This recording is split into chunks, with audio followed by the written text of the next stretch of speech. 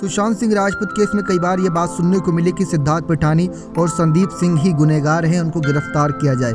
लेकिन दोस्तों, बिना किसी सबूत के आधार पर किसी को गिरफ्तार करना देश का संविधान नहीं कहता है।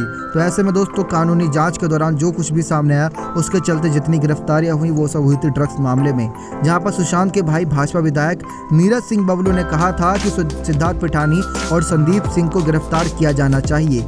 मीडिया रीडिंग वेबसाइट से बातचीत के दौरान नीरज सिंह ने कहा कि सुशांत सिंह राजपूत मामले में सीबीआई सही दिशा में काम कर रही थी। ये देखकर हम लोगों को काफ़ी उम्मीद बढ़ गई थी कि सीबीआई इस प्रकार से काम कर रही है, लेकिन जैसे जैसे जांच फीकी पड़ती गई वैसे वैसे केस में खुलासे नहीं हुए। उन्होंने ये भी कहा था कि सिद्धार्थ पिठानी को निश्चित रूप से गिरफ्तार किया जाना चाहिए, क्योंकि वो उस समय मौजूद था और वही संदिग्ध ठहराया जा रहा था। साथ ही दोस्तों, नीरज सिंह का एक बड़ा खुलासा है जिसके लिए हम आपके तक ये जानकारी पहुंचा रहे हैं। उन्होंने कहा कि जब हम सुशांत के अंतिम संस्कार के लिए गए तो हमने देखा कि पिठानी के चेहरे पर कोई दुख नहीं था। यहाँ तक कि सिद्धार्थ पिठानी सुशांत सिंह के साथ कई वर्षों से साथ में ही रह रहे थे, रोज उठना बैठना था, इसके बावजूद भी उनके चेहरे पर कोई गम नहीं था।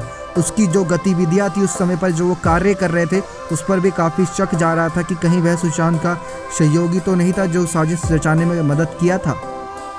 जिसकी वजह से दोस्तों, नीरज सिंह ने ये कहा था कि इनके साथ 3rd डिग्री पूछताछ की जानी चाहिए, जहां पर उन चीज़ों का इस्तेमाल किया जाना चाहिए जिससे ये दोनों संदीप सिंह और सिद्धार्थ पिठानी मुंह खोलें और सारी सच्चाई उगल दे। लेकिन दोस्तों, जैसे जैसे केस की जांच आगे बढ़ी वैसे वैसे सिद्धार्थ पिठानी और संदीप सिंह पर लगे आरोप सारे बेबुनियाद पाए गए। आपकी क्या राय है दोस्तों? क्या आप नीरज सिंह के इस बयान से सहमत थे? तो कॉमेंट करके जरूर बताइएगा। नेक्स्ट 9 लाइव की रिपोर्ट।